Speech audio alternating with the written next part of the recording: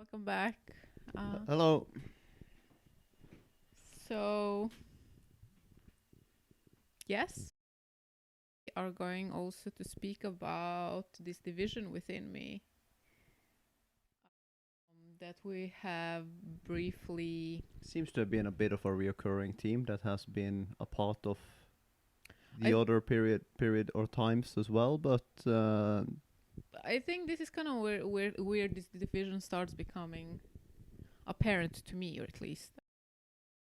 so we have talked about it as a consequence before, but now we're reaching an era where you are aware of it. Or more not just aware of it, but where it starts to have like a clear voice of its own. I'm starting to recognize that there are two powers within me fighting. And I think that kind of really pertains to this dichotomy between the painter and the artist. And misunderstand me, like those. Every painter is an artist. However, not every artist. Well, that's not true. Every artist can be a painter. However, I don't think that kind of corresponds with the same dimensions where the painter that kind of follows the traditional development of the painting as a medium. I think there is a discrepancy there that kind of I think there's an interesting discrepancy that people actually don't address that much. But the reason why I branched into art was because I enjoyed art. And if you kind of think about what art is, it's this dimension where certain product, like certain output,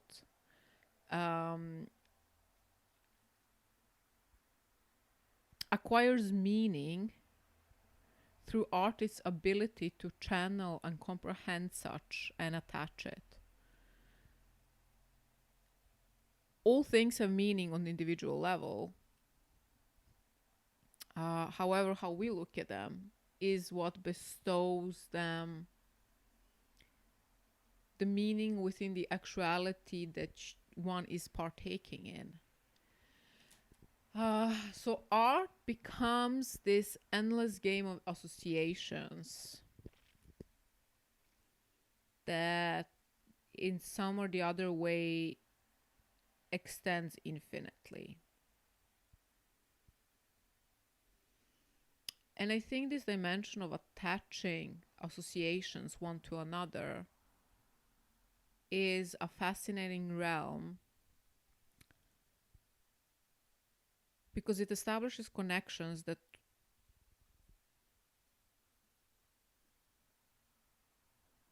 it's not that it establishes connections, it establishes connections, but there is this dimension of spiraling that I find very fascinating with within the context of art. And what do you mean by that? By spiraling? well, art is focused in the constant conceptual, like art as such, as we kind of come to understand it today, has emerged through means of incessant conceptualizing of the parameters that one has been presented with.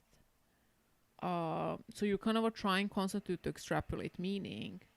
And I think meaning is a very fascinating subject because, yes, when does meaning arise? When does meaning emerge? And I think I can say a bit. I'm not promoting the book because the manuscript has not been sent yet to any publisher, but I think I don't think, I know that it delves with the emergence of meaning in a very interesting way. So last time we stopped where I was So when you say emergence of meaning, are you speaking of vocabulary meaning, or are you speaking about meaning in the general term? meaning in the general term. I'm not sure what you mean by vocabulary, though. Well, I've to me with initially that feels a bit more easily definable, and you don't need to get too much outside to find like meanings within language. Language is a representation of meaning, but before we go there, let's go back to where we stopped last time, because I think it kind of really attests to this dichotomy between that is happening within me in that moment in time. And that is that on one side, you kind of, I have this person which kind of just wants to, I have this part of my personality wants to kind of jump out and paint fluffy things, very cutesy things, just extend all the love that I feel for the world, extend it on the canvas so that other people can partake and experience that. So you kind of have that dimension of art as and painting as a concept that allows for such transfer. And to be honest, that is the part of the art that I truly enjoy. But then you have that other dimension where art is constantly conceptualization of something and understanding of that conceptualization of meaning, which emerges as a structure on its own. And I enjoyed that. So you have kind of like this part of my personality that is very, very dry, like, and just very factual and very straightforward. And also, So you enjoy philosophy and have investigated and had quite delved quite deep into that. I mean, there are people that have read more than me, like, all hail. I mean, I think also that's kind of something that we can address now.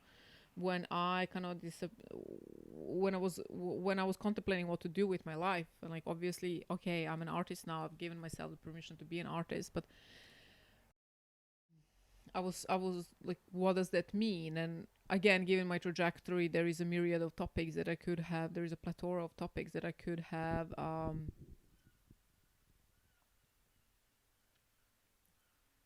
explored. But it is that like pure structure of this existence that really fascinates me. And it wasn't only about philosophy. Like, I think metaphysics is very interesting because it establishes space to speak about things that we usually wave our hand at. So metaphysics kind of because I'm thinking that if you take something and you conceptualize it, for every single level it is conceptualized, you conceptualize it again. How will the structure look if one has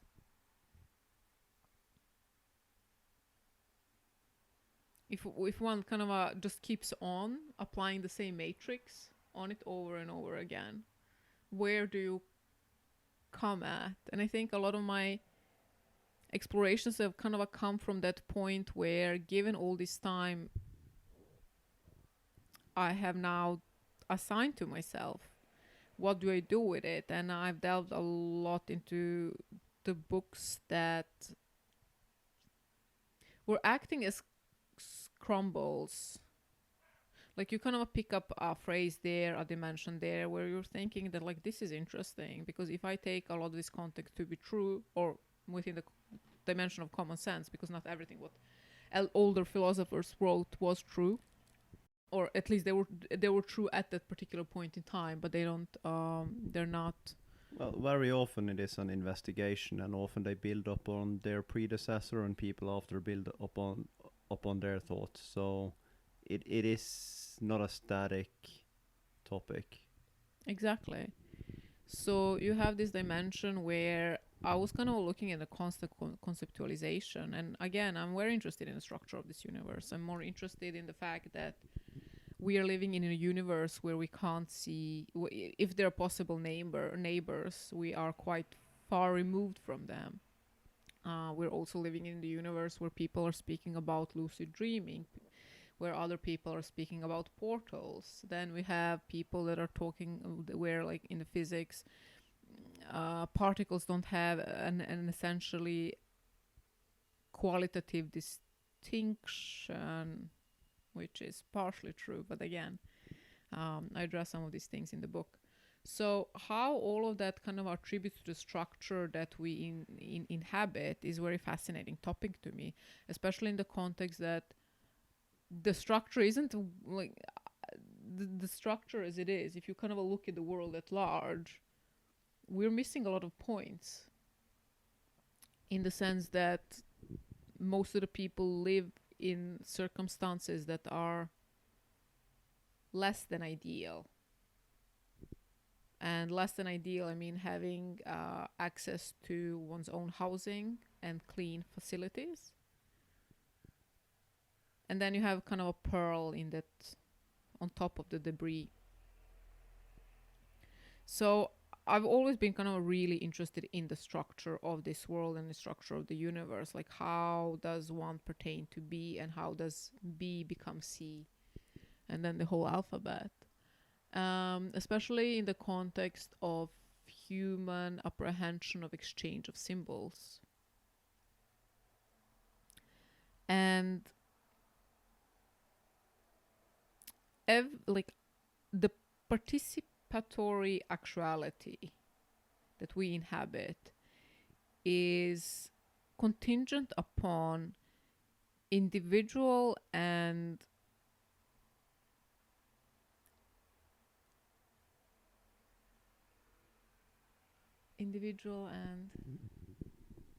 many, multiplicity. Multiple is a good. Well, it is contingent upon the apprehensions and perceptions that kind of shape our own subjectivity, because it's that subjectivity that translates into navigational capacities. Into navigational capacities that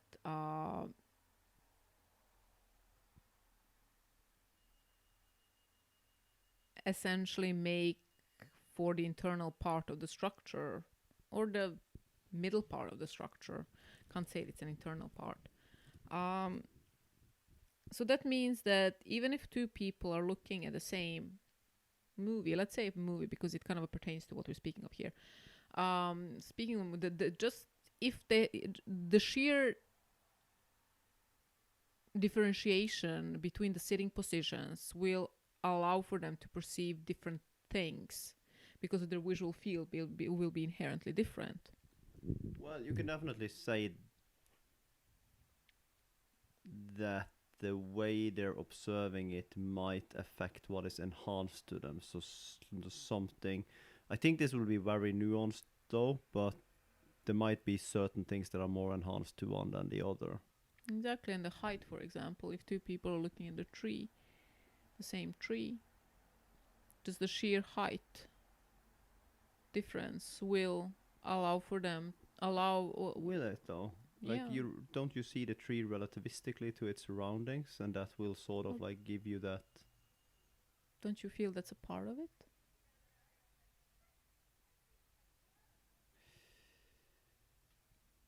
There is a lot of things I would say that can be apprehended differently by the two viewers in the movie, but I'm not sure if sitting position compared to what they see on the frame is the main driver of it.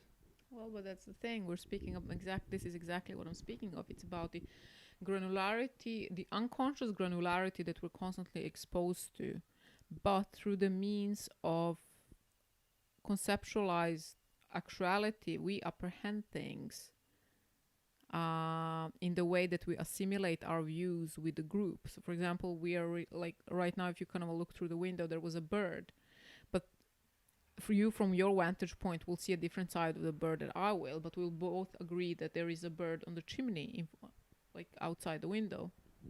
Yes, but now we're not looking at a 2D screen presenting our narrative to us, where you have all of these techniques where the director can choose to enhance and blur out certain parts of the image, have others in focus, etc. Because those will be the same for all the viewers. Yeah, like the main apprehension of the image of what has been portrayed, a bird on the chimney, will be. But the granularity your 37 trillions of cells exist upon will inevitably apprehend something different to someone else. And that might be a very tiny differentiation. Well, however, that's where things become fun. Yes, I agree with that, and I would say that things as our difference in sensorial package have something to say, like my vision compared to your vision, etc. And I would also say that my model of the world compared to your model of the world has something to say with it, like what a bird says within you sitting on a chimney might give a different meaning in your world and in your model than what it necessarily does in mine. So in that realm, I full-heartedly agrees that we perceive it differently. However, if that bird was on the chimney in a film, I still think that the conceptual part of it is there, but I think we will have a very similar perception besides the difference in angle we're seeing it. I think What- the informational part is quite similar since it's being portrayed through a narrator. Yeah, but that's the thing. Quite similar, but not exact. And then there comes another question. What about the tree? If you and me are looking at a tree, do you think that was going to be the same? Well, once again, I think it comes more into the model and the concepts that we have surrounding these things. What does it mean? What does it mean symbolically? What feeling arises in you when you see a tree? What feelings arises in me when I see a tree? Along those lines, I don't disagree with what you're saying. I more think that in regards to magnitude, I think the different concepts and models will be. I think there will be bigger differences there than in the sheer perception of it. Well, I think trees were interesting to me because trees heavily patternized. So you don't only have that dimension of exposure to the similar picture in front of you, but you also have this dimension of projection where your own mind is naturally projecting your subjective apprehension onto the patterns you're looking at the tree and the leaves, and as such the feedback you receive is determined by your own projection. And if you kind of put height differences as it is between me and you are essentially looking at two different images while speaking about the same thing. Well, yeah, the vantage point is different, definitely different, and I think that plays in whilst looking at a tree in reality, because there I think that there I think we will perceive it differently. But I think if it is portrayed in a film, I think the director's narrative of how he is presenting the tree has a lot more to say than our difference in height. Yes, but here's where the fun comes. If you think about all these different dimensions of apprehension that vary even on a minuscule level from individual to individual, you really start creating this image where granularity becomes of the utmost importance when it comes to accounting for the world as it is. Because I'm utterly fascinated by the world as it is. I'm maybe fascinated because I've gone through the war. Maybe I'm fascinated because I've seen the forces that have perpetuated that state. I've seen the subjective, the individual, the political, and the economical within those scapes. And then I've also kind of seen like the development of different trajectories based on the postulated parameters. And for me, the granularity of apprehension is very fascinating because the feeling that we ultimately sit with is so individually, it's so contingent upon the subjectivity that the participatory actuality does not pertain to the individual reality. And I find that very, very, very fascinating. Do you understand what I'm trying to say? Yes, I think I follow along. So you have this dimension where all the small changes, incremental changes, and incremental differentiation in apprehension, even if nuances start creating a completely different picture on an individual basis.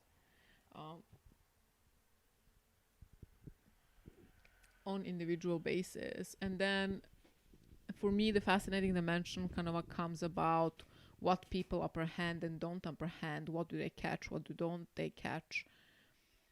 You know, we're seeing this narrative quite often where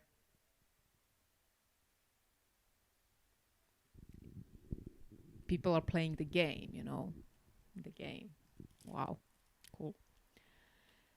And the game is contingent upon your own individual apprehension and your own ability to measure the parameters you're exposed to and that define the situation you're in, where you are attempting to create a scenario that is evolutionary beneficial for you in some kind or the other way. That means that one has to have a like that. That means that your capacity to play whatever you are imagining that you're playing is contingent upon your ability to apprehend the granularities within what is happening, and is contingent upon how you read information, which kind of brings us back to food a bit. But I'm not going to go there. I think you have kind of understood the picture. So if you kind of look at the world through that lens, a picture starts emerging where you understand that why the world is as it is and how the world is as it is. So I definitely can see how this leads into the components of that, but I would like to hear a bit more of how does this make it so clear to you that the world is as it is? Yes. Clear. I'm not sure if it's clear. I think parts of the matrix are clear to me. I'm not going to say that the world is clear to me. I cannot comprehend what we're doing. I cannot. That it's not clear to me why we have poisoned our own water. It's not clear to me why we're not more concerned about cleaning up the planet instead of, again, sending phallic objects that poison it even more. That I do not understand, and I will never understand that. Like I can understand it, don't misunderstand me, but it's at the same time it's a bit like me not fascinated. Well, I do see where you're coming from there, but at the same time it's worth appreciating that we are the self-proclaimed most intelligent species on Earth.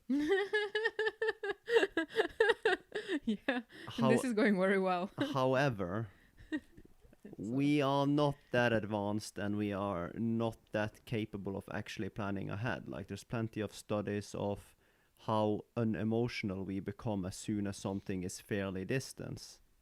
And there's also a lot to do with how capable are we of taking into account large changes that will happen. It doesn't need to be more than 10 or 20 years ahead, and then we become, like, sorry for using this very strong expression, but we become quite useless into accounting for it. And that's basically why we are capable of polluting and doing all of these things. We suddenly got a lot of power of doing things in the short term, but we're not great at doing or planning ahead in the long term. So yeah, we are that intelligent that we're probably the only species on Earth that is capable of actually doing that as well. Well, the question is why? Why do we do what we do? How we do what we do it? And again, It'd be a bit of a long tangent, I think. yes, that's literally what my book is about, and why I've written this book, because I wanted to structure a lot of these thoughts that have kind of come about. But what I read from this is that I've started to look everything just from the pure evolutionary point. I think that humanity, individuality, and subjectivity have started to acquired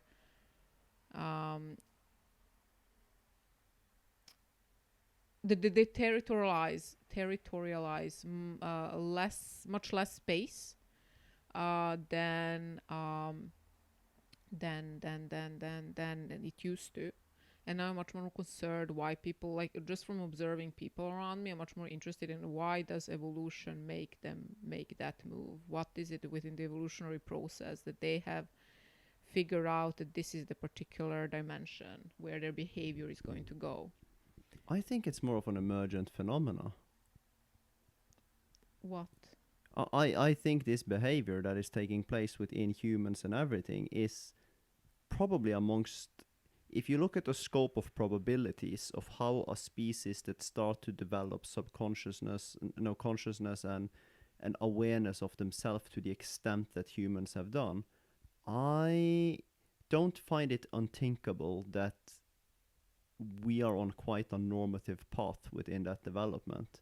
I think we're on a very crucial path because I think we're starting to reach that point where things have to start to change quite a lot. If not, there's a much more highly likelihood for us to do something irreversible for ourselves. Oh, I think we've already done that.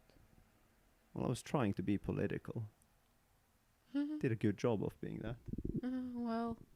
Well, but I don't see why emergent phenomena and evolutionary process exclude each other.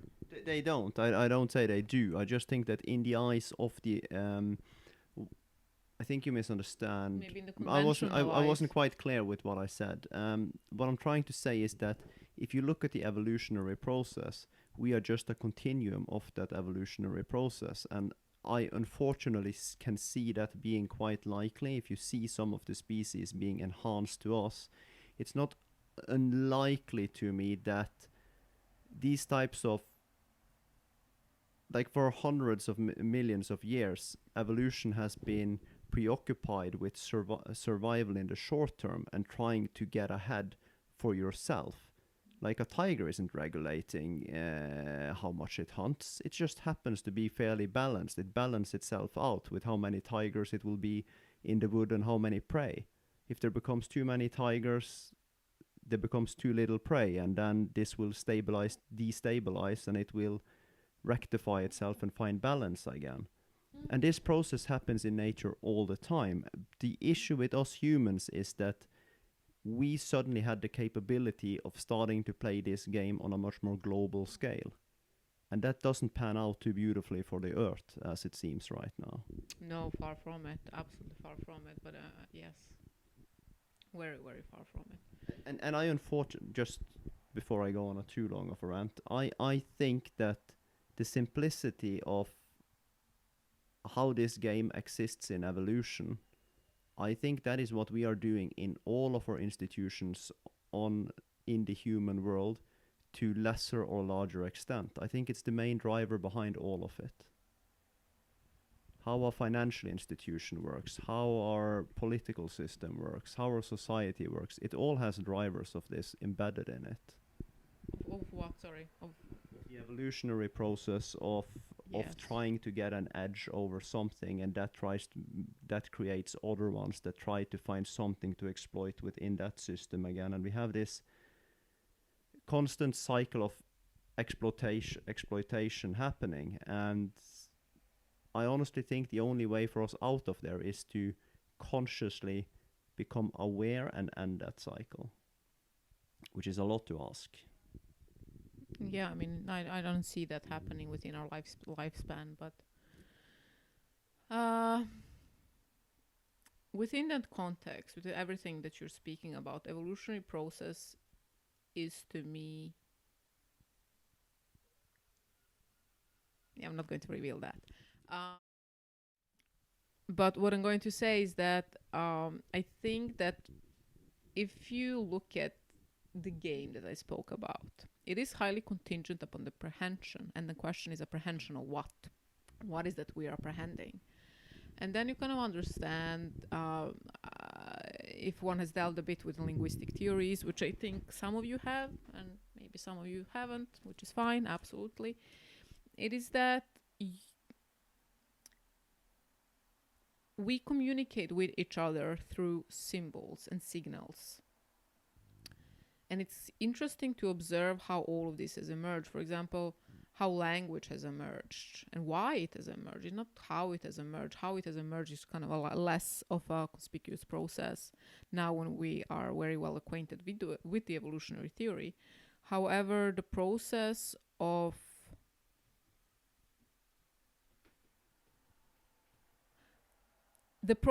where an evolutionary process has developed to such a point where it demands its own clarification in the context of communication and its own furthering becomes a fascinating one to me. So if we look about